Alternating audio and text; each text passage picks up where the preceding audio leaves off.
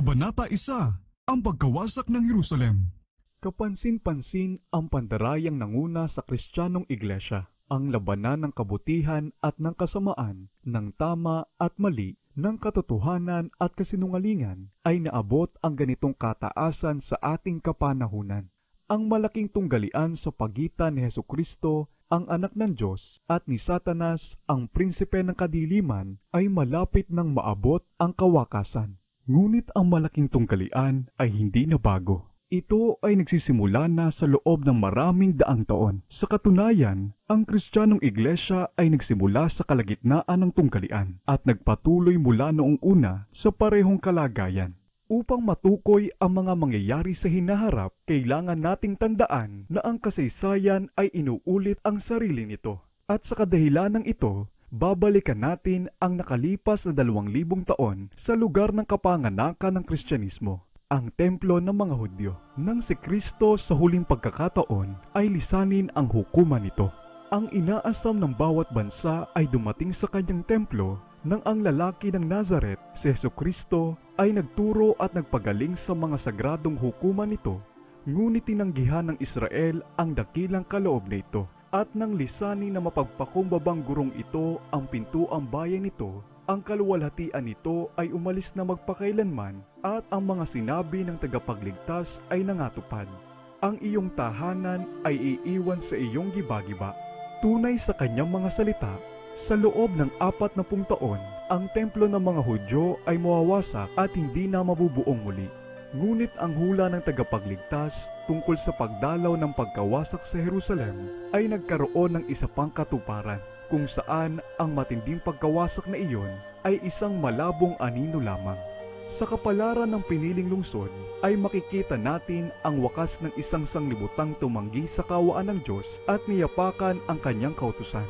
Maitim ang mga talaan ng paghihirap ng mga tao na nasaksihan ng lupa sa loob ng mahabang daan taon ng krimen nito. Ngunit ang tanawing mas madilim pa ay ipinakita sa mga paghahayag sa hinaharap. Ang mga kasaysayan ng nakaraan, ang mahabang prosesyon ng mga kaguluhan, ano ang mga ito kumpara sa mga kilabot ng araw na iyon kapag ang pumipigil na Espiritu ng Diyos ay lubusan ng aalisin sa masasama na hindi napipigilin pa ang silakbo ng damdamin ng mga tao at makademonyong galit. Makikita ngayon ng sanglibutan nang higit pa kaysa dati ang mga bunga ng paghahari ni Satanas.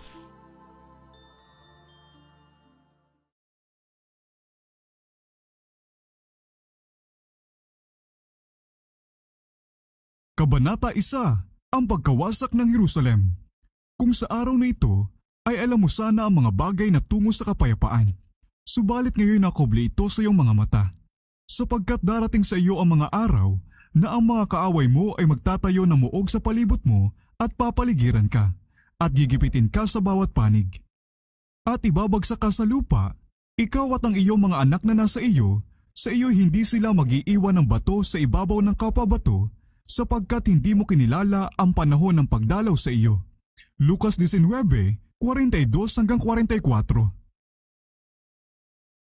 Mula sa tuktok ng bundok ng mga Olibo, si Jesus ay tumingin sa Jerusalem. Maganda at mapayapa ang tanawing nakalatag sa harapan niya. Noon ay panahon ng Paskwa, at mula sa lahat ng lupain ay nagtitipon doon ang mga anak ni Jacob upang ipagdiwang ang dakilang pambansang kapistahan.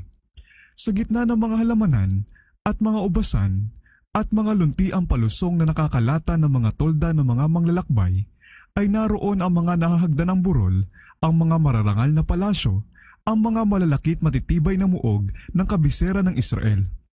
Parang sinasabi ng anak na babae ng Siyon sa kanyang pagmamataas, "Ako'y nakaupong isang reyna at hindi ko makikita kailanman ang pagluluksa." Apokalipsis 18:7. Maganda ito noon at ipinalalagay na matiwasay ang sarili sa kagandahang loob ng langit, gaya noong mga nagdaang panahon na ang musikero ng hari ay umawit. Maganda sa kataasan ang gagalakan ng buong lupa, ang bundok ng Zion, ang lungsod ng dakilang hari. Awit 48:2. Kitang-kita ang maririlag na gusali ng templo. Ang sinag ng papalubog na araw ay kumikinang sa busilak na kaputian ng mga marmol na dingding nito at kumikislap mula sa ginintuang pintuang bayan na tore at taluktok ng templo. Ito'y nakatayong kasakdalan ng kagandahan, Panaghoy 2:15, ang ipinagmamalaki ng bansang Hudyo. Sinong anak ni Israel ang titingin sa tanawing ito nang hindi makadama ng labis na tuwa at paghanga? Ngunit iba ang mga iniisip ni Jesus. Nang malapit na siya at nakita ang lungsod, ito'y kanyang iniyakan. Lucas 19:41.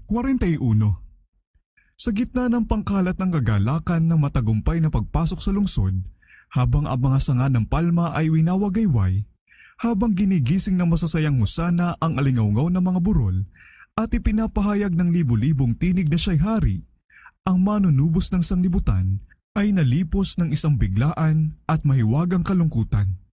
Siya, na anak ng Diyos, ang isang ipinangako sa Israel na ang kapangyarihan ay dumaig sa kamatayan at tinawag ang mga bihag nito mula sa libingan, ay lumuluha hindi ng karaniwang kalungkutan, kundi ng matindi at di mapigil na kalungkutan. Ang kanyang mga luha ay hindi para sa kanyang sarili, kahit alam na alam niya kung saan siya ihahatid ng kanyang mga paa. Sa harapan niya ay naroon ang Getsemani, ang eksena ng kanyang nalalapit na paghihirap. Natatanaw din ang pintuan ng mga tupa kung saan idinadaan ang mga handog na tupa sa loob ng daang-daang taon at bubuksan para sa kanya kapag siya'y naging gaya ng kordero na dinadala sa katayan. Isaiah 53:7. Sa di kalayuan ay ang Kalbaryo, ang lugar na pinagpakuan.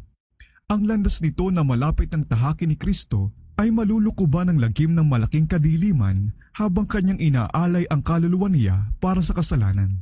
Ngunit hindi ang pagninilay-nilay sa mga tagpong ito ang nagpalungkot sa kanya sa oras na ito ng kagalakan. Walang kutob ng sarili niyang pambihirang pagdadalamhati ang nagpakulimlim sa di makasariling espiritu.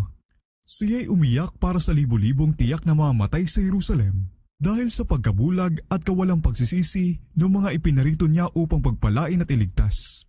Ang kasaysayan ng higit pa sa 1,000 taon ng natatanging kagandahang loob at mapagmalasakit na pagbabantay na ipinakita sa bayang pinili ay hayag sa mata ni Jesus. Naroon ang bundok na Moriah, kung saan ang anak ng pangako, ang isang walang tutol na sakripisyo ay ginapos sa altar, simbolo ng paghahandog sa anak ng Diyos. Doon, ang tipan ng pagpapala, ang maluwalhating pangako Mesiyas ay tiniyak sa ama ng mga mananampalataya. Henesis 22:9-16-18. Doon ang apoy ng handog na pumailanglang sa langit mula sa giikan ni Ornan ay pumigil sa tabak na mapamuksang anghel, unang Kronika 21. Angkop na simbolo ng sakripisyo at pamamagitan ng tagapagligtas para sa mga nagkasalang tao. Ang Jerusalem ay pinarangalan ng Diyos ng higit sa lahat ng nasa lupa. Pinili ng Panginoon ang Sion, kaya niya itong ninasa para sa kanyang tirahan. Awit 132:13. Doon, sa maraming taon, ay binigkas ng mga banal na propeta ang kanilang mga mensahe ng babala. Doon ay winagayway ng mga pari ang kanilang mga suban at ang ulap ng insenso, lakip ang mga panalangin ng mga sumasamba ay pumailang sa Diyos. Doon ay araw-araw na inihahandog ang dugo ng mga pinapatay na tupa na ito'y tumuturo sa kordero ng Diyos.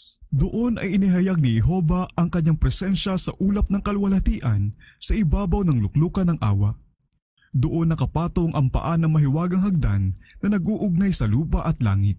Henesis 28:12, Juan 1:51. Nang hagdang iyon kung saan nagmamanik-banaog ang mga anghel ng Diyos at nagbukas para sa sanglibutan ng daan patungo sa kabanal-banalan. Kung iningatan lamang ng Israel ang katapatan niya sa langit bilang isang bansa, sana'y nananatili magpakailanman ng Jerusalem ang hinirang ng Diyos. Jeremias 17:21-25. Subalit ang kasaysayan ng bayan na iyon na mabuting pinakitunguhan ng Diyos ay isang kasaysayan ng paghihimagsik at pagbalik sa dating kasamaan.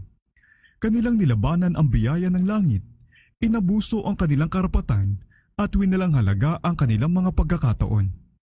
Bagaman ang Israel ay tinuya ang mga sugo ng Diyos, hinamak ang kanyang mga salita at nilibak ang kanyang mga propeta, 2 Kronika 36:16, kanya pa ring inihayag ang kanyang sarili sa kanila bilang Panginoon, Isang Diyos na puspos ng kahabagan at mapagpala, hindi magagalitin at sagana sa wagas na pag-ibig at katapatan. Exodo 34:6.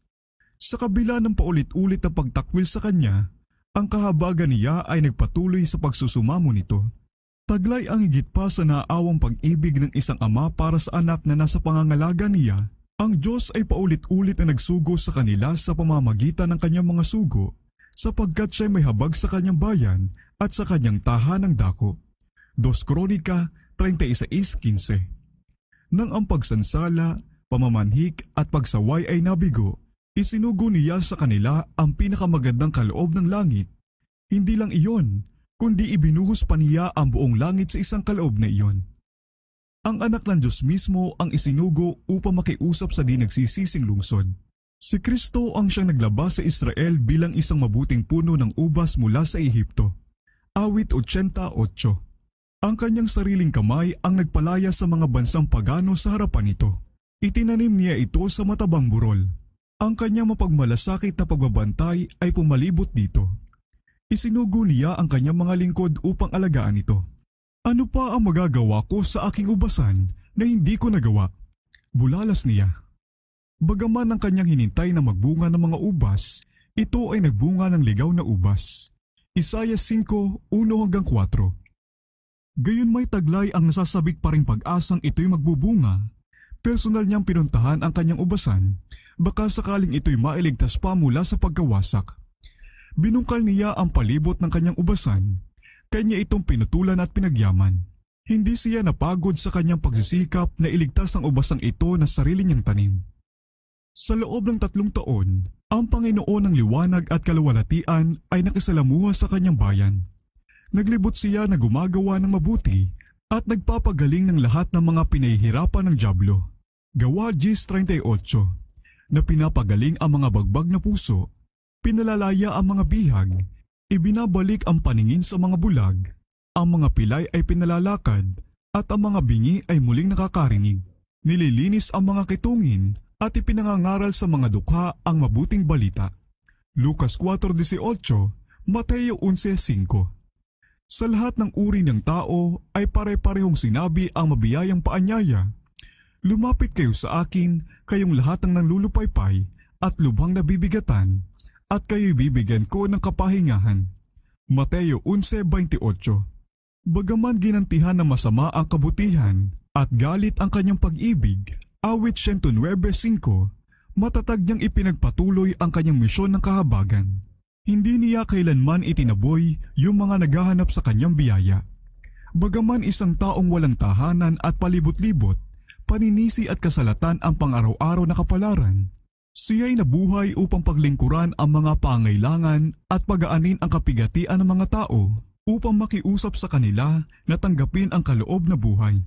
Ang mga alon ng kaawaan na hinahampas pabalik ng mga matitigas na puso ay bumalik sa isang mas malakas na daluyong ng nahahabag at hindi maipahayag na pag-ibig.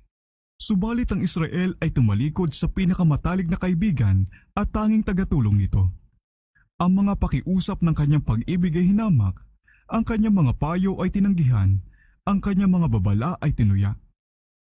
Ang oras ng pag-asa at pagpapatawad ay mabilis na lumilipas. Ang saro ng galit ng Diyos na matagal nang ipinagpapaliban ay halos puno na. Ang ulap na matagal nang namumuo sa loob ng maraming taon ng pagtalikod at paghihimagsik na nangingitim na ngayon sa kasawian ay sasabog na sa nagkasalang bayan at siyang tanging makapagliligtas sa kanila mula sa napipintong wakas ay winalang halaga, pinagmalupitan, itinakwil at di magtatagal ay ipapako sa krus. Kapag si Kristo ay nabayubay na sa krus ng Kalbaryo, ang panahon ng Israel bilang isang bansang pinapakitaan ng kabutihang loob at pinagpapala ng Diyos ay magwawakas na rin. Ang pagkapahamak ng kahit isang kaluluwa ay isa ng kalamidad na walang hanggan ng kahigitan kaysa sa mga pakinabang at kayamanan ng isang daigdig. Ngunit habang minamasdan ni Jesus ang Jerusalem, kapahamakan ng isang buong lungsod ng isang buong bansa ang nasa harapan niya. Ang lungsod na iyon, ng bansang iyon, na dati siyang pinili ng Diyos, kanyang sariling kayamanan. Iniyakan ng mga propeta ang pagtalikod ng Israel at ang kakilakilabot na pagkawasak na dumalaw sa kanilang mga kasalanan. Ninais ni Jeremias na ang mga mata niya ay maging bukal ng mga luha upang siya'y makaiyak araw at gabi para sa pinaslang na anak na babae ng kanyang bayan para sa kawan ng Panginoon na dinalang bihag. Jeremias 9:1 at 13:17. Gaano pa kaya ang hinigpis ni Jesus na hindi lang mga taon ang saklaw ng pagsulyap sa propesiya, kundi mga panahon? Nakita niya ang mapamuksang anghel na may tabak na nakataas laban sa lungsod na matagal nang naging tahanan ni Jehova. Mula sa tagaytay ng bundok ng mga Olibo, sa mismong lugar na pinagkampuhan ni Titus at ng kanyang mga hukbo bandang huli, ay tumingin siya sa banal na bulwagan at portikos sa kabila ng lambak, at sa mga matang pinalalabo ng luha ay nakita niya sa isang kakilakilabot na tanawin na ang mga pader ay napapalibutan ng mga dayuhang hukbo. Narinig niya ang mga yabag ng mga kawal na naghahanda para sa digmaan. Narinig niya ang tinig ng mga ina at mga anak na humihingi ng pagkain sa loob ng kinubkob na lungsod. Nakita niya ang banal at magandang templo nito at mga palasyo at toring nito na tinutupok ng apoy. At kung saan dati nakatayo ang mga ito ay bunto na lamang ng mga guho ang natira. Sa pagtunghay sa mga darating na panahon, nakita niya ang bayan ng tipanan ng alat sa bawat lupain, gaya ng wasak-wasak at isang baybaying walang tao. Sa pansamantalang parusa na malapit ng sumapit sa mga anak ng Jerusalem, nakita niya ang unang lagok mula sa saro ng galit na iyon na sa panghuling paghatol ay dapat nitong saidin pati na ang latak. Ang banal na kaawaan at nananabik na pagmamahal ay naipahayag sa pamamagitan ng mapapanglaw na salitang ito, "O Jerusalem, Jerusalem, na pumapatay ng mga propeta at bumabato sa mga isinusugo sa kanya, makailang ulit kong ninais na tipunin ang iyong mga anak na gaya ng pagtitipon ng inahing manok sa kanyang mga sisiw sa ilalim ng kanyang mga pakpak at ayaw ninyo." Mateo 23:37. Sana ikaw na isang bansang itinatangi ng higit sa iba ay alam ang oras ng paghatol sa iyo at ang mga bagay na ukol sa iyong kapayapaan. Aking pinigilan ng anghel ng katarungan. Tinawag kita sa pagsisisi, ngunit walang nangyari. Hindi lamang mga lingkod, mga sugo at mga propeta ang iyong tinanggihan at itinakwil, kundi ang isang banal ng Israel, ang iyong manunubos. Kung ikaw man ay wasakin, ikaw ang tanging dapat sisihin. Ayaw ninyong lumapit sa akin upang kayo magkaroon ng buhay. Juan 5:40. Nakita ni Kristo sa Jerusalem ang isang larawan ng sanglibutang pinatigas ng paghihimagsik at kawalang paniniwala at nagmamadaling salubungin ang mga kagantihang hatol ng Diyos. Ang mga kapaghatian ng nagkasalang lahi na pumipiga sa kanyang kaluluwa ay pilit na pinalabas sa kanyang mga labi ang napakasaklap na pagtangis na iyon. Nakikita niya ang tala ng kasalanan na nababakas sa kasawian, luha at dugo ng sangkatauhan. Ang kanyang puso ay nakilos sa walang hanggang pagkaawa para sa mga naghihirap at nagdurusa sa lupa. Siya'y nasasabik na paginawahin silang lahat. Ngunit pati ang kanyang kamay ay maaaring hindi makapigil sa pag-agos ng kasawian ng sangkatauhan. Iilan lang ang naghahanap sa tangi nilang pinagkukunan ng tulong. Laan siyang ibuhos ang buo niyang kaluluwa sa kamatayan upang mailapit ang kaligtasan sa kaya nilang maabot. Ngunit iilan lang ang lumalapit sa kanya upang sila magkaroon ng buhay. Ang kamahalan ng langit ay lumuluha. Ang anak ng walang hanggang Diyos ay nababagabag ang espiritu na kayukong may hapis. Ang eksenang iyon ay pumuno ng pagtataka sa buong kalangitan. Ang tanawing iyon ay naghahayag sa atin sa labis na kasamaan ng kasalanan. Ipinapakita nito kung gaano kahirap na gawain maging sa walang hanggan na kapangyarihan ang iligtas ang makasalanan mula sa kaparusahan ng paglabag sa kautusan ng Diyos. Sa pagtunghay ni Jesus hanggang sa kahuli-hulihang henerasyon, ay nakita niya ang sanglibutan na nababalot ng pandarayang katulad ng naging dahilan ng pagkawasak ng Jerusalem. Ang malaking kasalanan ng mga Hudyo ay ang hindi nila pagtanggap kay Kristo. Ang magiging malaking kasalanan naman ng daigdig ng Kristiyano ay ang hindi nila pagtanggap sa kautusan ng Diyos, ang saligan ng kanyang pamahalaan sa langit at lupa. Ang mga tuntunin ni Jehova ay hahamakin at wawalaing saysay. Milyon-milyong bihag ng kasalanan, mga alipin ni Satanas, na hinatulang magdusa ng ikalawang kamatayan, ang tatangging makinig sa mga salita ng katotohanan sa araw ng pagdalaw sa kanila. Napakatinding pagkabulag, kakaibang pagkahumaling. 2 araw bago ang Paskwa, nang sa huling pagkakataon ay lisanin ni Kristo ang templo. Matapos na tuligsain ang pagpapakitang tao ng mga pinuno ng Hudyo, siya'y muling lumabas kasama ng mga alagad niya patungo sa bundok ng mga Olibo at naupo siyang kasama nila sa madamong dahilig na matatanaw ang lungsod. Minsan pa niyang pinagmasdan ang mga pader, ang mga tore at ang mga palasyo nito. Minsan pang nakita niya ang templo sa nakasisilaw na kaningningan nito, isang diadema ng kagandahang kumukorona sa banal na bundok. 1,000 taon na ang nakakaraan.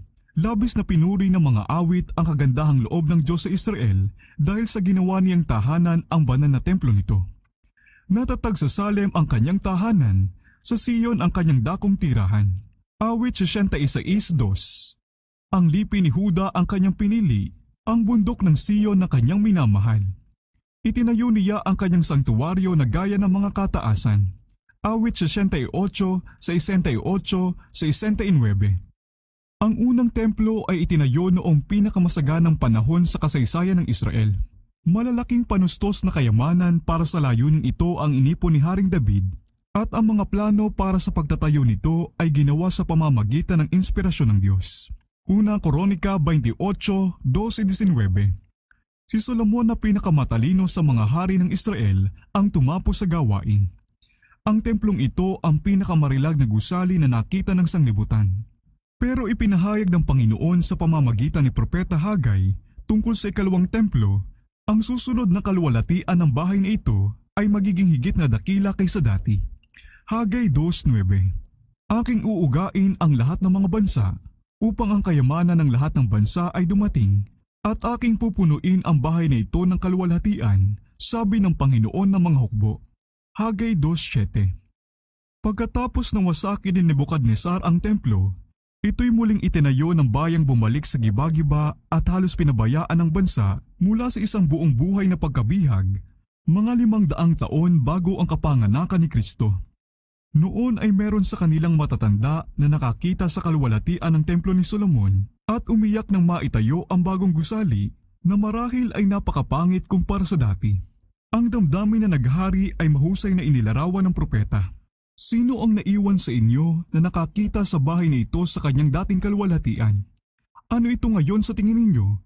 Hindi ba walang kabuluhan sa inyong paningin? Hagay 2:3. Pagkatapos ay ibinigay ang pangako na ang kaluwalhatian ng huling templong ito ay magiging higit na dakila kaysa dati.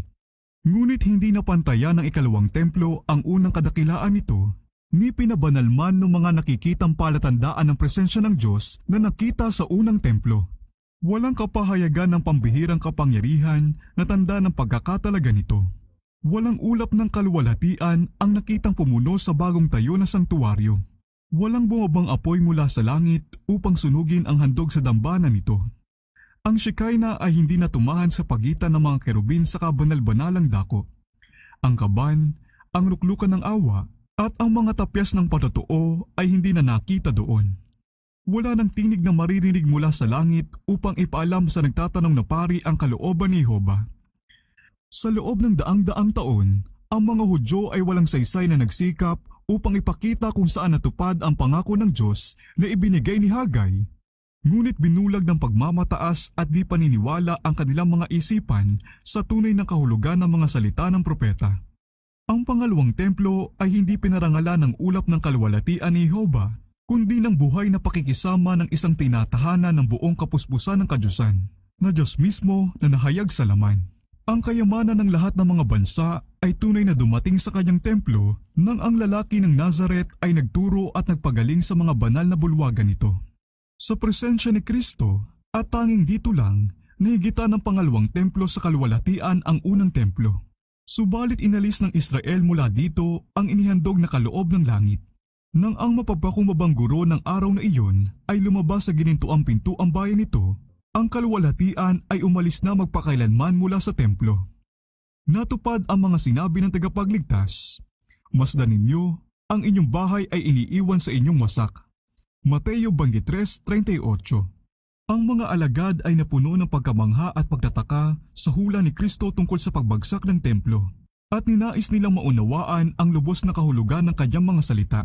Ang yaman, pagod at kahusayan sa arkitektura ay walang tigil na ginugol sa loob ng higit pa sa 40 taon para dagdagan pa ang ningning nito. Labis-labis na ginugol dito ng dakilang Herodes ang kasaganaan ng yaman, kapwa ng mga Romano at ng mga Hudyo. At pati nga ang mga emperador ng mundo ay pinagyaman ito ng kanyang mga regalo.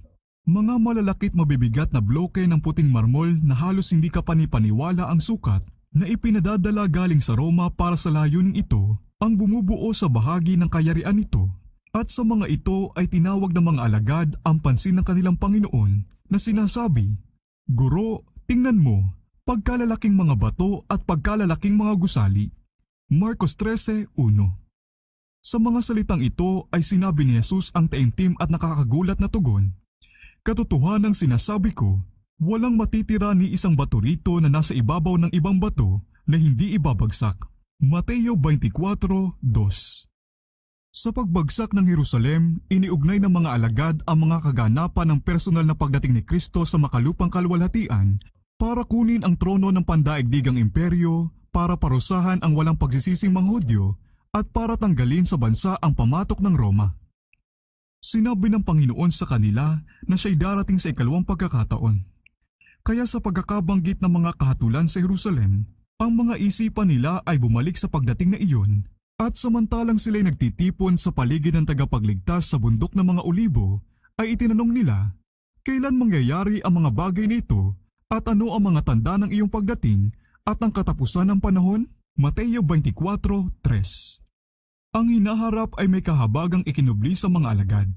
Kung noong panahong iyon ay ganap nilang naunawaan ang dalawang kakilakilabot na katotohanan, ang mga paghihirap at kamatayan ng manunubos, at ang pagkawasak ng kanilang lungsod at ng templo, maaaring sila'y napuspos ng malaking takot. Ipinahayag ni Kristo sa kanila ang isang balangkas na mga pangunahing pangyayari na magaganap bago matapos ang panahon. Ang kanyang mga salita ay hindi noon ganap na naunawaan, ngunit ang kahulugan ng mga ito ay ibubunyag kapag kinailangan ng kanyang bayan ang mga tagubili na doon ay ibinigay. Ang hulang sinabi niya ay dalawang bahagi ang kahulugan. Samantalang umaanino sa pagkawasak ng Jerusalem, inilalarawan din ito ang kilabot ng huling dakilang araw. Inihayag ni Jesus sa mga nakikinig na alagad ang katulang darating sa tumalikod na Israel at lalo na ang parusang kagantihan na darating sa kanila dahil hindi nila tinanggap kundi ipinako pa sa krus ang Mesiyas. May mga hindi mapagkakamali ang tanda na mauuna sa kakilakilabot na sukdulan. Ang kinakatakutang oras ay darating ng biglaan at mabilis. Kaya't binigyang babala ng tagapagligtas ang kanyang mga tagasunod. Kaya pag nakita ninyo ang karamaldungal na paglapastangan na sinabi sa pamamagitan ni Propeta Daniel na nakatayo sa dakong banal, ang mga nasa Judea ay tumakas na patungo sa mga bundok. Mateo 24:15-16, Lucas 21:20-21. Kapag ang mga mapagsamba sa Diyos-Diyos ang bandila ng Romano ay itinaas na sa banal na lugar, na umaabot ng ilang sukat sa labas ng mga pader ng lungsod, kung gayon ang mga tagasunod ni Kristo ay dapat na maganap ng kaligtasan sa pamamagitan ng pagtakas. Kapag ang babalang palatandaan ay nakita na, yung mga tatakas ay huwag na magpaliban. Sa buong lupain ng Judea, ganun din sa Jerusalem mismo, ang hudyat para tumakas ay dapat na sundin agad. Siyang nagkataong nasa bubong ng bahay ay hindi na dapat bumaba o pumasok pa sa kanyang bahay, niiligtas pa ang mga pinakamahalagang kayamanan niya. Yung mga nagtatrabaho sa mga bukiran o mga ubasan ay hindi na dapat bumalik para kunin ang panlabas na kasuotan na itinabi habang sila'y nagtatrabaho sa init ng araw. Hindi na dapat sila saglit na mag-alangan, baka sila'y mapasama sa pangkahalatang pagkawasak. Sa paghahari ni Herodes, ang Jerusalem ay hindi lamang labis na pinaganda, kundi sa pamamagitan ng pagtatayo ng mga tore, pader at kuta na dumagdag sa likas na tibay ng kinalalagyan nito, ay ginawa itong parang hindi magagapi. Siyang sa panahong iyon ay hayagang uhula sa pagkawasak nito ay tatawaging baliw na nananakot gaya ni Noe noong panahon niya. Ngunit sinabi ni Kristo, "Ang langit at ang lupa ay lilipas, ngunit ang aking mga salita ay hindi lilipas." Mateo 24:35.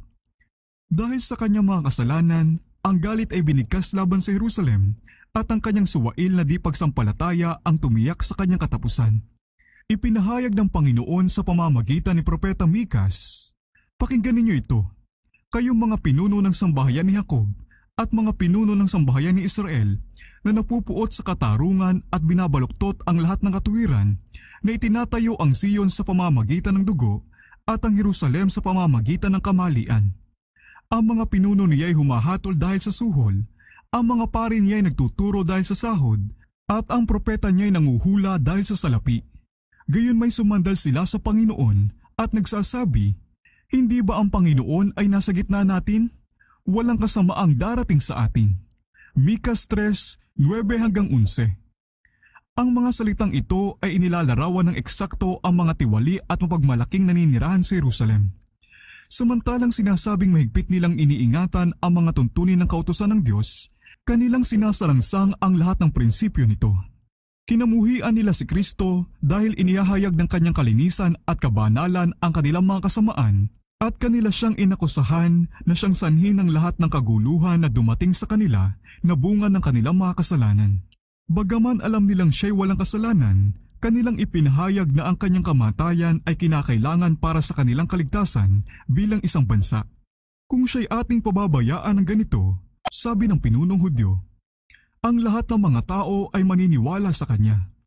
Darating ang mga Romano at wawasakin ang ating templo at ang ating bansa. Juan 11:48. Kung si Kristo ay isasakripisyo, maaaring sila'y muling maging isang malakas at nagkakaisang bayan. Iyan ang katwiran nila at sila'y sumang-ayon sa pasya ng kanilang punong pari na mas mabuti pang isang tao ang mamatay kaysa mapahamak ang buong bansa. Kaya itinayo ng mga pinunong Hudyo ang Sion sa pamamagitan ng dugo at ang Jerusalem sa pamamagitan ng kamalian. Mikas 3:10. At kahit na pinatay nila ang kanilang tagapagligtas dahil sinumbatan niya ang kanilang mga kasalanan, ganun na lang ang pagmamapuri nila, ano pat ipinalalagay nilang sila ay bayang itinatangi ng Diyos at umaasang ililigtas sila ng Panginoon mula sa kanilang mga kaaway. Kaya't dahil sa iyo, patuloy ng propeta, ang Sion ay bubungkalin na parang isang bukid at ang Jerusalem ay magiging mga bunto ng pagkasira at ang mga bundok ng bahay ay parang matataas na dako sa isang gubat. Mikas 3:12. Halos 40 taon pang ipinagpaliban ng Panginoon ang kanyang paghatol sa lungsod at sa bansa matapos na bigkasin ni Kristo mismo ang katapusan ng Jerusalem. Kahanga-hanga ang pagiging matiisin ng Diyos sa mga hindi tumanggap sa kanyang ebanghelyo at sa mga pumatay sa kanyang anak. Ang talinhaga ng hindi nagbubungang puno ay naglalarawan sa pakikitungo ng Diyos sa bansang Hudyo. Ang utos ay ibinigay, putulin mo ito. Bakit sinasayang nito ang lupa? Lucas 13:7. Ngunit ang banal na kahabagan ay pinagtiisan pa ito ng kaunting panahon. Marami pa sa mga Hudyo ang walang alam sa katangian at gawain ni Kristo at hindi pa natatamasa ng mga anak ang mga pagkakataon o natanggap ang liwanag na tinanggihan ng kanilang mga magulang. Sa pamamagitan ng pangangaral ng mga apostol at ng kanilang mga kasamahan, pasisikatin ng Diyos ang liwanag sa kanila. Sila'y pahihintulutang makita kung paano natupad ang mga propesiya, hindi lamang sa kapanganakan at buhay ni Kristo, kundi sa kanyang kamatayan at pagkabuhay na muli. Ang mga anak ay hindi hahatulan dahil sa mga kasalanan ng kanilang mga magulang, ngunit kapag kahit na may pagkaalam sa lahat ng liwanag na ibinigay sa kanilang mga magulang, ay tanggihan pa rin ng mga anak ang karagdagang liwanag na ipinagkaloob sa kanila mismo, sila'y nagiging kabahagi ng mga kasalanan ng mga magulang at pinupuno ang sukat ng kanilang kasalanan. Ang pagtitiis ng Diyos sa Jerusalem ay nagpatigas lamang sa mga Hudyo sa desididong kawalang pagsisisi nila. Sa kanilang galit at kalupitan sa mga alagad ni Jesus, ay tinanggihan nila ang huling alok ng kahabagan. Kaya't iniurong ng Diyos ang kanyang pagsasanggalang sa kanila at inalis ang kanyang kapangyarihan na pumipigil kay Satanas at sa kanyang mga anghel, at ang bansa ay binayaan sa pamamahala ng leader na pinili nito. Tinanggihan ng mga anak nito ang biyaya ni Kristo na nagbigay lakas sana sa kanila na talunin ang kanilang masasamang bugso ng damdamin, pero ngayon ang mga ito ang naging mga manglulupig. Ginising ni Satanas ang mga pinakamatitindi at pinakamasasamang hilig ng kaluluwa. Ang mga tao ay hindi na nag-iisip, sila'y hindi na maabot ng pangangatwiran, kinokontrol na ng bugso ng damdamin at bulag na kahangalan. Sila'y naging malademonyo sa kanilang kalupitan. Sa pamilya at sa bansa, parehong sa mga pinakamataas at pinakamababang uri ng tao ay merong paghihinala, inggit, galit, kaguluhan, paghihimagsik at patayan. Walang ligtas kahit saan. Magkakaibigan at magkakamag-anak ay nagtataksi sa isa't isa. Pinapatay ng mga magulang ang kanilang mga anak at ng mga anak ang kanilang mga magulang. Ang mga pinuno ng mga tao ay walang kapangyarihan na pamunuan ang kanilang sarili. Ginawa silang mapagmalupit ng mga di mapigil na kagustuhan. Tinanggap dati ng mga Hudyo ang mga maling parotoo upang hatulan ang walang kasalanang anak ng Diyos. Ngayon ay ang mga mali nilang pagbibintang ang nagsasapanganib sa kanilang buhay. Sa kanilang mga kilos ay matagal na nilang sinasabi, huwag na tayong makinig sa banal ng Israel. Isaiah 30:11. Pinagbigyan ngayon ang kanilang kagustuhan. Hindi na sila ginambala ng pagkatakot sa Diyos. Si Satanas ang nangunguna sa bansa at ang mga pinakamataas na kapamahalaang sibil at pangrelihiyon ay nasa ilalim ng kanyang kapangyarihan. Ang mga pinuno ng mga magkakasalungat na pangkat ay nagkakaisa kuminsan upang pagnakawan at pahirapan ang mga kaawa-awa nilang biktima at muling sasalakayin ang isa't isa at papatay ng walang awa. Kahit ang kabanalan ng templo ay hindi mapigil ang kanilang nakapanghihilakbot na kabangisan. Ang mga sumasamba ay pinapaslang sa harap ng dambana at ang sangtuwaryo ay dinudumihan ng mga bangkay ng mga pinaslang. Ngunit sa kanilang bulag at lapastangang pag-aakala, ang mga manunulsol na mga makademonyong gawain ito ay ipinahayag sa publiko na hindi sila nangangambang mawasak ang Jerusalem sapagkat ito'y sariling lungsod ng Diyos. Upang itatag ng mas matibay ang kanilang kapangyarihan, sumuhol sila ng mga bulaang propeta upang magpahayag kahit noong kinukubkub na ng mga lehiyon ng Romano ang templo na ang mga tao ay maghintay sa pagliligtas ng Diyos. Hanggang sa huli, ang karamihan ay nanghawak ng matibay sa paniniwalang ang kataas-taasan ay mamamagitan para sa katatalo ng kanilang mga kalaban. Ngunit tinanggihan ng Israel ang banal na proteksyon at ngayon siya ay walang sanggalang. Napakalungkot na Jerusalem dahil niligalig ng panloob na pag-aaway, pinapupula ng dugo ng kanyang mga anak na pinatay ng mga kamay ng isa't isa ang mga lansangan niya habang tinitibag naman ng mga dayuhang hukbo ang kanyang mga muog at pinapatay ang kanyang mga kawal. Ang lahat ng mga hulang ibinigay ni Kristo tungkol sa pagkawasak ng Jerusalem ay natupad hanggang sa pinakamaliit na detalye nito. Naranasan ng mga Hudyo ang katotohanan sa kanyang mga salita ng babala, sa panukat na iyong isusukat ay susukatin kayo. Mateo 7:2. Ang mga palatandaan ng mga himala ay lumitaw na nagbababala ng sakuna at kawakasan. Sa kalagitnaan ng gabi, isang hindi pangkaraniwang liwanag ang sumilay sa ibabaw ng templo at ng dambana. Sa mga ulap sa paglubog ng araw ay inilarawan ang mga karwahe at mga kawal na nagtitipon para sa digmaan. Ang mga paring naglilingkod kung gabi sa sangtuwaryo ay tinakot ng mga misteryosong tunog. Ang lupa ay nayanig at ang karamihang tinig ay narinig na sumisigaw, "Lumikas na tayo!" Ang malaking pinto ang bayan sa silangan na napakabigat anupat bahagya ng maisara ng 20 katao at sinasaraduhan ng malalaking halang na bakal na nakabaon ng malalim sa palitada ng buong bato ay nabuksan ng hating gabi na walang nakitang nagbukas. Milman, The History of Jews, Book 13. Sa loob ng 7 taon, isang lalaki ang pabalik-balik sa mga lansangan ng Jerusalem na nagpapahayag ng mga kapigatiang darating sa lungsod. Araw at gabi ay kanyang inaawit-awit ang walang tigil na awit na pampatay. Isang tinig mula sa silangan, isang tinig mula sa kanluran, isang tinig mula sa 4 na hangin, isang tinig laban sa Jerusalem at laban sa templo, isang tinig laban sa mga lalaki at babaeng kakasal, isang tinig laban sa buong bayan. Milman, The History of Jews, Book 13. Ang kakaibang taong ito ay ibinilanggo at hinagupit. Ngunit walang reklamong lumabas sa kanyang mga labi. Sa pang-insulto at pang-aabuso, ang itinugon lamang niya ay, kahabag-habag ang Jerusalem, kahabag-habag ang mga naninirahan dito. Ang kanyang sigaw ng babala ay hindi tumigil hanggang sa siya'y napatay ng pagkubkob na kanyang hinulaan. Wala ni isa mang Kristiyano ang napahamak sa pagkawasak ng Jerusalem.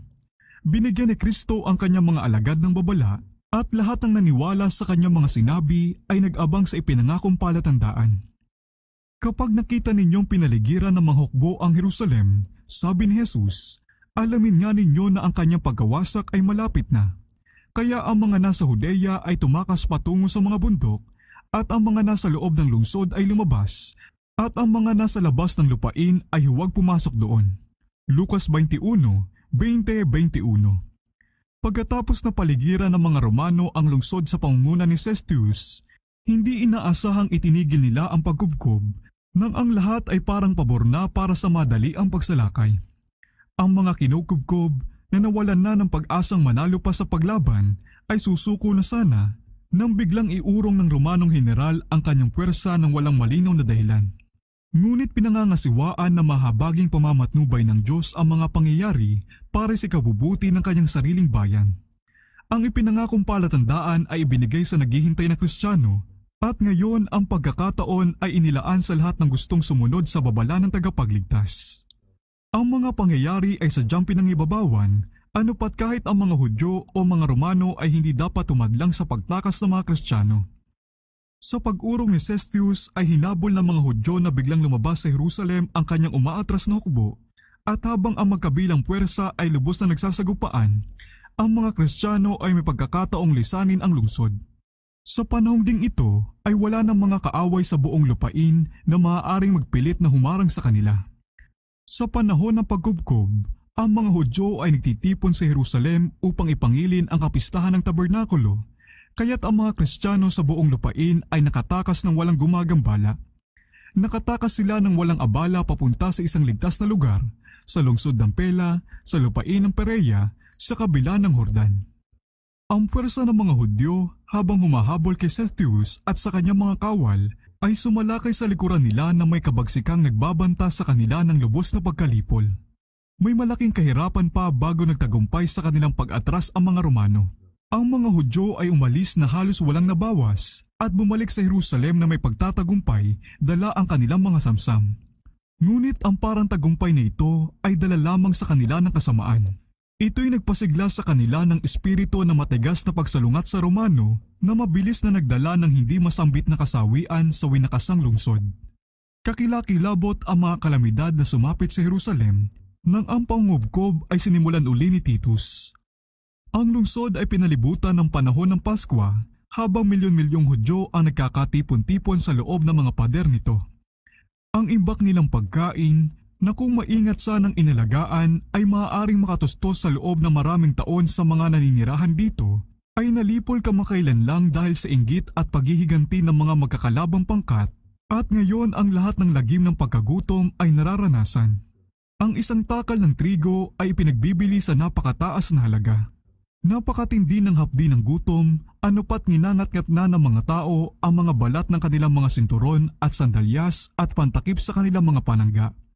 Marami bilang ng tao ang panakaw na lumalabas kung gabi kahit na marami ang nadadakip at pinapatay sa pamamagitan ng malupit na pagpapahirap, makapamulot lamang ng mga ligaw na halaman na tumutubo sa labas ng mga pader ng lungsod.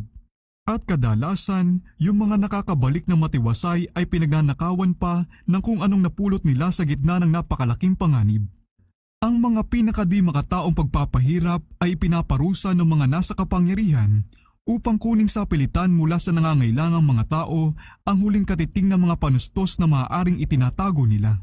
At ang mga kalupitang ito'y madalas na ginagawa ng mga mismong tao na nakakakain ng maigi na ang gusto lang ay makaipon ng imbak na pagkain para sa hinaharap. Libo-libo ang namatay dahil sa gutom at salot. Ang katutubong pag-ibig ay parang nawala. Pinagnanakawan ng mga asawang lalaki ang kanilang asawang babae at ng asawang babae ang kanilang asawang lalaki.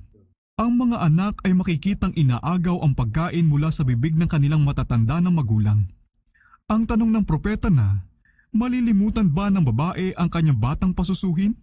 Isaias 49:15 ay nagkaroon ng kasagutan sa loob ng mga pader ng winakasang lungsod na iyon. Niluto ng mga kamay ng mga mahabaging babae ang kanilang sariling mga anak. Sila naging mga pagkain nila dahil sa pagkawasak ng anak na babae ng aking bayan. Panaghoy 4:10. Muling natupad ang babalang hula na ibinigay, 1,400 taon na ang nakakaraan. Ang pinakamainhin at pinakamasaylang babae sa gitna mo na hindi pa mangangahas na itungtong ang talampakan ng kanyang mga paa sa lupa dahil sa kahinhinan at pagiging maselan, ay magiging masama ang kanyang mata sa kanyang asawa at sa kanyang anak na lalaki at babae at sa kanyang mga anak na kanyang ipanganganak. Sapagkat lihim niyang kakainin sila dahil sa kakulangan ng lahat ng mga bagay sa pagkubkob at sa kahirapang ipinaranas sa iyo ng iyong mga kaaway sa iyong mga bayan. Deuteronomeo 28:56-57. Ang mga pinunong Romano ay nagsikap na magasik ng lagim sa mga Hudyo at sa gayoy napasuko sila. Yung mga bilanggong ng laban ng sila'y hinuhuli ay binugbog, pinahirapan at ipinako sa krus sa tapat ng pader ng lungsod. Daan-daan ang araw-araw ay pinapatay sa ganitong paraan at ang nakapanghihilakbot na gawain ay nagpatuloy hanggang sa napakaraming krus na ang naitayo sa kahabaan ng libis ni Jehoshaphat at sa Kalbaryo. Ano pat halos wala ng sapat na puwang para makakilos sa gitna ng mga ito. Napakatindi ng parusa sa kalagim-lagim na pagsumpang binigkas sa hukuman ni Pilato. Pananagutan namin at ng aming mga anak ang kanyang dugo. Mateo 27:25. Iyon at sa gayoy maligtas ang Jerusalem sa buong sukat ng katapusan nito. Siya'y napuno ng lagim nang makita ang mga katawan ng mga patay na nakabunton sa mga libis. Gaya ng isang nagayuma, siya'y tumingin mula sa tuktok ng mga olibo sa napakagandang templo at nagbigay ng utos na huwag gagalawin ni isa mang bato nito.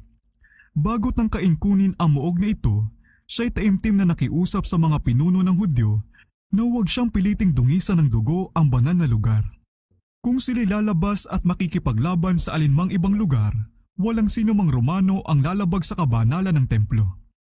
Si Josephus mismo sa isang napakahusay na panawagan ay nakiusap sa kanila na sumuko na upang mailigtas ang kanilang sarili, ang kanilang lungsod at ang kanilang lugar na pagsamba.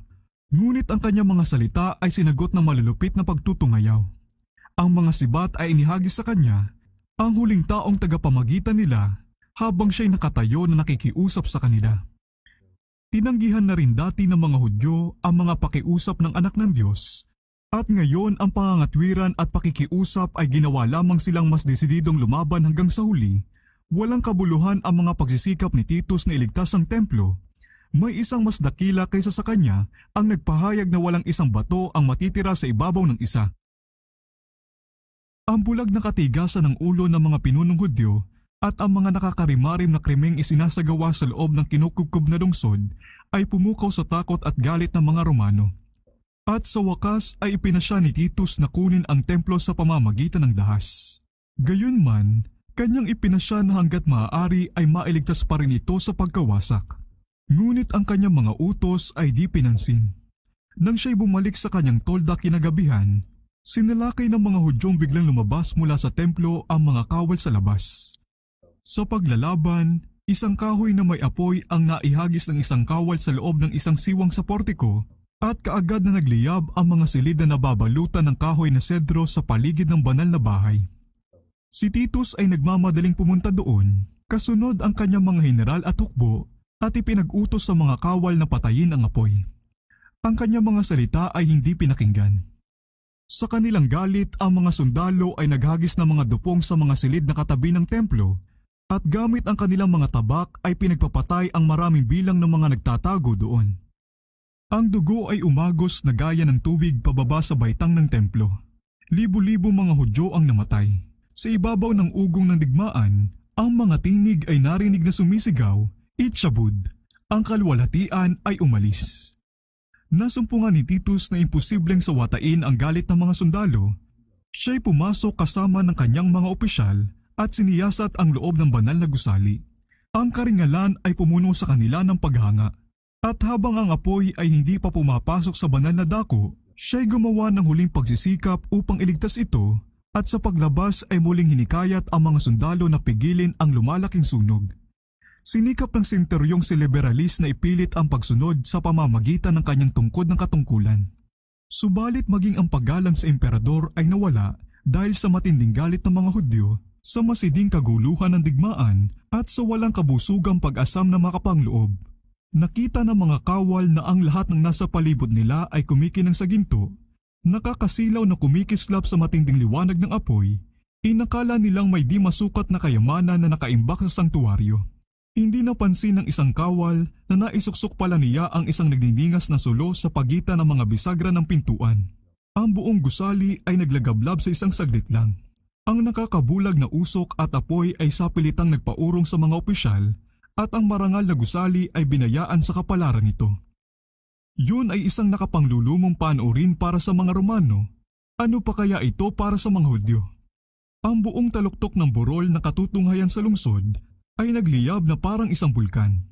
Isa-isang bumagsak ang mga gusali na may matinding pagguho at nilamon na nagniningas na kalaliman. Ang bubong ng sedro ay parang mga pilas ng apoy. Ang mga taluktok na tinubog sa ginto ay kumikislap na parang mga tulos na pulang liwanag. Ang mga tore ng pintuang bayan ay nagbuga ng mataas na hanay ng apoy at usok. Ang mga kalapit na burol ay nagliwanag. At ang mga pulutong ng tao sa dilim ay nakikitang nanonood na may kakilakilabot na pagkabahala sa pagsulong ng pagkawasak. Ang mga pader at matataas na dako ng lungsod ay napuno ng mga mukha. Ang iba'y namumutla sa matinding hirap ng kawalang pag-asa. Ang iba na may nakasimangot dahil sa nabigong paghihiganti. Ang mga sigaw ng mga Romanong kawal habang nagtatakbuhan paro't parito.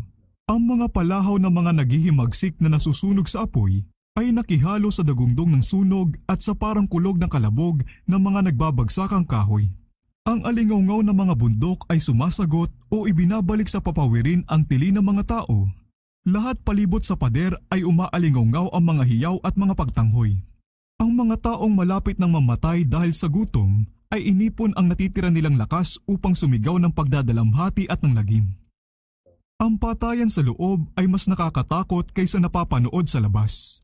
Ang mga lalaki't babae, matatanda't bata, naghihimagsik at mga pari, yung mga lumalaban at yung mga nagsusumamo sa kaawaan ay putol-putol na bumabagsak sa halu-halong patayan. Ang bilang ng mga napatay ay mas marami pa kaysa mga pumatay. Ang mga kawal ay kailangan pang umakyat sa mga bunton ng mga patay upang may pagpatuloy ang gawain ng paglipol. Milman, The History of the Jews, Book 16. Matapos ang pagkawasak ng templo, ang buong lungsod ay madaling bumagsak sa mga kamay ng mga Romano. Nilisan ng mga pinunong Hudyo ang kanilang di magaping mga muog at nasumpungan silang mapanglaw ni Titus. Pinagmasdan niya silang may pagtataka at ipinahayag na sila ibinigay ng Diyos sa kanyang mga kamay. Dahil walang anumang makinarya, gaano man ka makakapangyarihan, ang maaaring makapanaig laban sa kagilagilalas na muog na iyon. Parehong ang lungsod at ang templo ay winasak hanggang sa mga pundasyon nito. At ang lupang kinatitirikan ng banal na bahay ay naararong parang bukid. Jeremias 26:18. Sa pagkubkob at patayang sumunod, higit pa sa 1 milyong tao ang namatay. Ang mga nakaligtas ay dinalang bihag, ipinagbili bilang mga alipin, kinaladkad sa Roma upang bigyang dangal ang pagtatagumpay ng manglulupig, inihagi sa mababangis na hayop sa mga arena, o kaya ikinalat ng mga walang tahanang lagalag sa buong lupa. Ang mga Hudyo ang gumawa ng sarili nilang tanikala. Pinuno nila para sa kanilang sarili ang saro ng paghihiganti. At sa lubos na pagkawasak na sumapit sa kanila bilang isang bansa at sa lahat ng kasawi ang sumunod sa kanila sa pinangalatan nila, inaani lamang nila ang itinanim ng sarili nilang mga kamay.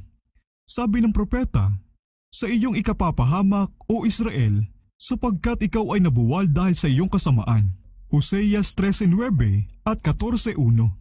Ang kanilang pagdurusa ay madalas na inilalarawan na isang kaparusahan daw na inihatol sa kanila ng tuwirang utos ng Diyos. Ganyan sinikap na itago ng dakilang mandaraya ang kanyang sariling gawain. Sa di pagtanggap sa banal na pag-ibig at kaawaan dahil sa katigasan ng ulo, pinaalis ng mga Hudyo ang pangangalaga ng Diyos sa kanila at pinahintulutang maghari si Satanas sa kanila ayon sa kanyang kagustuhan.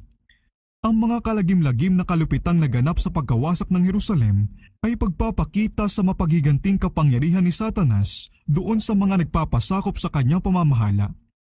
Hindi natin maaaring malaman kung gaano kalaki ang utang natin kay Kristo para sa kapayapaan at pangangalaga na ating tinatamasa. Ang pumipigil na kapangyarihan ng Diyos ang siyang humahadlang na huwag lubusang mapasailalim ang sangkatauhan sa kapangyarihan ni Satanas. Ang mga di masunurin at di mapagpasalamat ay may napakalaking dahilan para magpasalamat sa kaawaan at pagtitiis ng Diyos sa pagpigil sa malupit at mapaminsal ng kapangyarihan ng kasamaan. Ngunit kapag ang tao ay lumalampas na sa hangganan ng banal na pagtitiis, ang pagpigil na iyon ay inaalis. Ang Diyos ay hindi humaharap sa makasalanan bilang isang tagapagpatupad ng hatol laban sa pagsalangsang, ngunit hinahayaan niya sa kanilang sarili ang mga nagtatakwil sa kanyang kaawaan upang anihin yung kanilang itinanim. Bawat sinag ng liwanag na di tinanggap, bawat babala na hinamak o hindi pinansin, bawat hilig na pinabigyan, bawat pagsalangsang sa kautusan ng Diyos ay isang bining itinanim na magbubunga na maaasahang ani. Ang Espiritu ng Diyos na patuloy na nilalabanan, sa wakas ay inalis na sa makasalanan at sa gayoy wala ng kapangyarihang naiwan upang pumigil sa masasamang hilig ng kaluluwa at wala ng sanggalang mula sa masasamang hangarin at puot ni Satanas. Ang pagkawasak ng Jerusalem ay isang nakakatakot at taimtim na babala sa lahat ng bumibiro-biro sa mga alok ng banal na biyaya at tinututulan ang mga pakiusap ng banal na kaawaan. Wala nang ibinigay na mas tiyak pang patotoo ng pagkamuhi ng Diyos sa kasalanan at sa tiyak na parusa na darating sa makasalanan kaysa dito. Ang hula ng tagapagligtas tungkol sa pagdalaw ng kahatulan sa Jerusalem ay magkakaroon ng isa pang katuparan, kung saan ang matinding pagkawasak na iyon ay isang malabong anino lamang. Sa kapalaran ng piniling lungsod ay makikita natin ang wakas ng isang sanglibutang tumanggi sa kaawaan ng Diyos at niyapakan ang kanyang mga kautusan. Maitim ang mga talaan ng paghihirap ng tao na nasaksihan ng lupa sa loob ng mahabang daang taon ng krimen nito. Ang puso ay humina at ang isipan ay nanlabo sa pagbubulay-bulay. Napakatindi ang naging bunga ng pagtatakwil sa kapamahalaan ng langit. Ngunit ang tanawing mas maitim pa ay ipinakita sa mga paghahayag ng hinaharap. Ang mga kasaysayan ng nakaraan, ang mahabang prosesyon ng mga kaguluhan, labanan at himagsikan, ang lahat ng sandalyas na naglalakad ng mandirigma at ang mga kasuot ng tigmak ng dugo, Isaias 9:5, ano ang mga ito kumpara sa mga kilabot ng araw na iyon kapag ang pumipigil na Espiritu ng Diyos ay lubusan ng aalisin sa masasama na hindi na pipigilin pa ang silakbo ng damdamin ng mga tao at makademonyong galit. Makikita ngayon ng sanglibutan ng higit pa kaysa dati ang bunga ng paghahari ni Satanas. Ngunit sa araw na iyon, gaya noong panahon ng pagkawasak ng Jerusalem, ang bayan ng Diyos ay ililigtas bawat nakatala sa mga nabubuhay. Isaias 4:3. Ipinahayag ni Kristo na siya'y darating sa ikalawa upang tipunin sa kanyang sarili ang kanyang mga tapat.